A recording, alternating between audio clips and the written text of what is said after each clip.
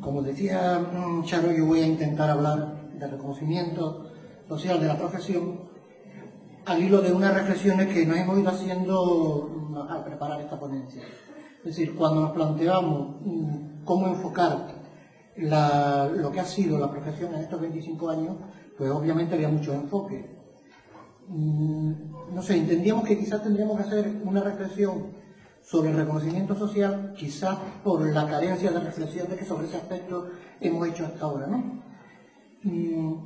Entendiendo que el reconocimiento social es la estima que de la profesión o de los profesionales tiene la sociedad.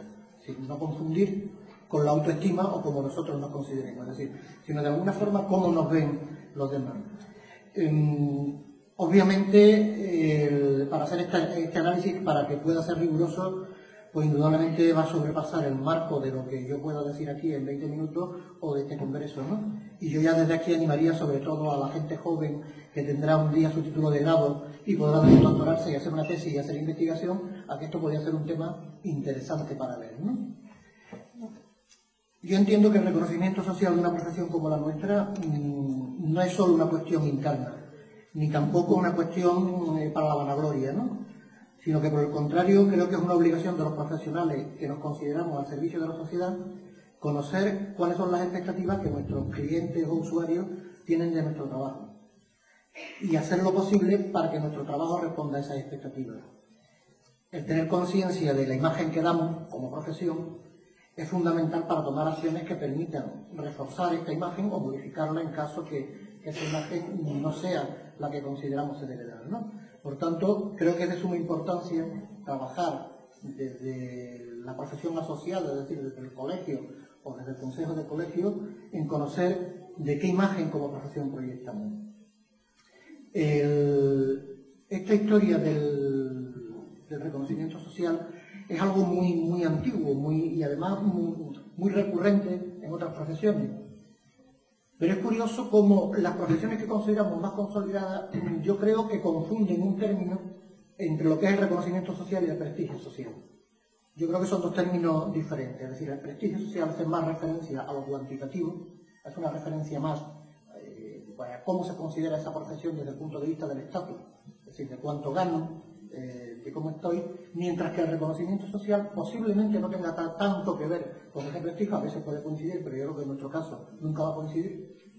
Difícilmente nadie se hace rico trabajando para los pobres, pero sí de alguna manera puede y debemos tener un reconocimiento de que nuestra tarea cumple con ese reconocimiento social en cuanto que cumple con esa labor social, ¿no? Creo que también es un tema muy importante tener en cuenta que las profesiones en general y el trabajo social en particular se construye socialmente. Es decir, es la propia sociedad la que construye qué es lo que se entiende por trabajo social o por las profesiones sociales, ¿no? Malcolm Paine dice que para comprender, no obstante, lo que es el trabajo social, tenemos que fijarnos en las personas que en ella participan, en su organización y en sus propias teorías. Y solo podemos entender estas cosas si nos damos cuenta de cómo son construidas por la sociedad que la rodea y de la cual forman parte. Es decir, que para analizar nuestra profesión no nos tenemos que conformar con analizarnos como profesionales. Tenemos que analizar las instituciones donde desarrollamos nuestro trabajo y los clientes o usuarios que hacen uso de ellas. Y todo esto en un contexto social determinado que de alguna forma nos va a ir determinando a uno y a otro, ¿no? Como profesión, creo que todo el tema de las profesiones ha sido muy estudiado por la sociología. Hay mucha bibliografía, en la parte que escribamos hay muchas referencias, pero yo quería hacer referencia a dos ideas que me parecen fundamentales. Una idea ya muy antigua que empezó a escribir la Parsons en el año 54, cuando hablaba que las profesiones, entendiendo por profesión el colectivo de profesionales asociados y tal, son mecanismos de control social. Las profesiones sirven para el control social de una determinada manera. Más recientemente, Foucault incluso ha llegado a hablar del complejo psicomédico social como sustituto del control judicial en las sociedades modernas, ¿no? Y otro tema que me parece importante destacar es una referencia que hacía otro sociólogo americano, Edward Gross, que cuando hacía una definición de profesional lo definía como personas que poseen un amplio conocimiento teórico, remarcando mucho lo del amplio conocimiento teórico, aplicable a la solución de problemas vitales, recurrentes pero no estandarizables, y que se sienten en la obligación de realizar su trabajo, máxima su competencia, etc. Y aquí lo que sí quiero resaltar es esta idea del conocimiento teórico, Porque yo creo que todos hemos vivido y seguimos viviendo, en cuanto miramos a nuestro alrededor, la dicotomía que se ha dado siempre y se sigue dando en España entre las profesiones de la praxis y las profesiones de la teoría. El reconocimiento social siempre va hacia las profesiones de la teoría. Las profesiones de la praxis, normalmente lo que hemos hecho de alguna manera es ganarnos nuestro sitio al sol, y creo que en el trabajo social de eso somos muy expertos. Como dijo un compañero, nosotros no somos trabajadores sociales, somos aviadores. Si aviamos por lo que hay, ¿no? Y de alguna forma nos vamos situando en nuestro contexto, ¿no?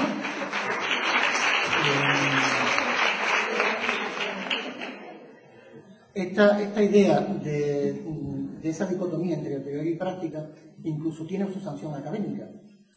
Los más viejos del lugar recordamos cómo cuando el montaje de la coordinadora de alumnos de aquella época se hace cuando querían poner los estudios de trabajo social dentro de la formación profesional. Y se monta la coordinadora de alumnos y tal, y luego cómo tenemos la sanción social incluso en nuestra estructura, que afortunadamente parece que va a desaparecer pronto, en nuestra estructura académica, digo, no solo para el trabajo social, sino como las diplomaturas universitarias son las profesiones de la práctica, tanto los peritajes, etcétera, mientras que las licenciaturas son más las profesiones de la teoría, y ya los doctorados, a los que los diplomados no podemos acceder, son los que crean conocimiento por quien estudia y hace que se profundice, ¿no? Desde ese punto de vista, o desde esa idea, creo que podemos tener una idea clara de dónde podríamos situar nuestro reconocimiento, ¿no?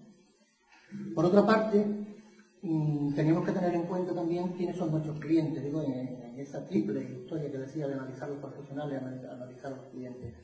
Nosotros normalmente nuestros clientes no nos van a dar, o el reconocimiento social no viene de nuestros clientes identificados. Yo creo que en trabajo social, como en muchas profesiones, también digamos, del control social o de la intervención social, se trabaja siempre con lo que son los clientes identificados y con lo que son, podríamos decir, los clientes subsidiarios.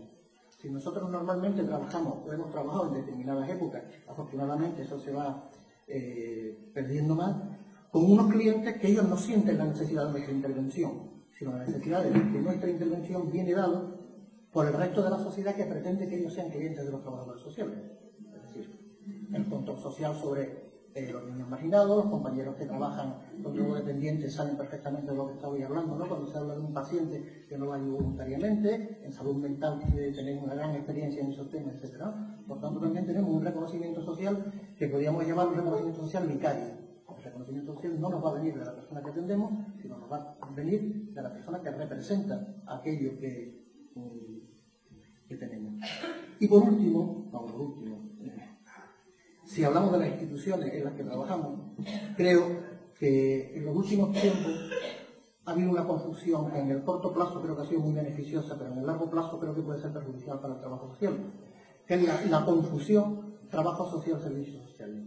Es decir, los trabajadores sociales no trabajamos exclusivamente en servicios sociales, se trabaja en otras instituciones, y los servicios sociales no son el trabajo social.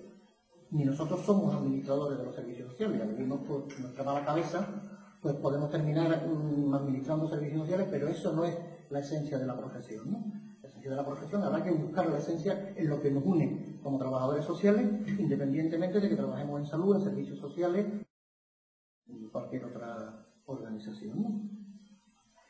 Por otra parte, creo que también merecería otro punto de reflexión es la evolución de las instituciones. En muy corto espacio de tiempo, quizás porque, bueno, quizás no, seguro, porque la sociedad española ha vivido unos cambios acelerados en estos 25 años y en los últimos 30 o 40, mucho más. Hemos pasado de unas instituciones prestadoras de servicios sociales, de alguna forma, podríamos decir, denostadas por los propios usuarios, porque el uso de esas instituciones significaba un marcaje absoluto del usuario. O sea, yo referencia que estaba la misericordia. Pues el niño de la misericordia, todos, bueno, algunos incluso probables de los que estáis aquí, que hayáis compartido colegios con los niños de la misericordia, y los niños de la misericordia, cuando iban a los colegios de fuera de la misericordia, iban de alguna forma etiquetados como niños de la misericordia. E incluso yo recuerdo cuando empecé a trabajar aquí, que uno de los temas que era muy recurrente por la crueldad infantil es que a los niños les llamaban los niños de la miseria gorda, ¿no? Con aquello de ese etiquetaje, ¿no? Entonces hemos trabajado en unas instituciones donde había un recorrido, de alguna forma, que sobre texto de la solución del problema que la persona presentaba, lo que ejercía era de alguna forma un control social que a veces era tan brutal que generaba más marginación de la que quería resolver. El ejemplo típico y claro es el del psiquiátrico o el de cualquier otra institución total, ¿no?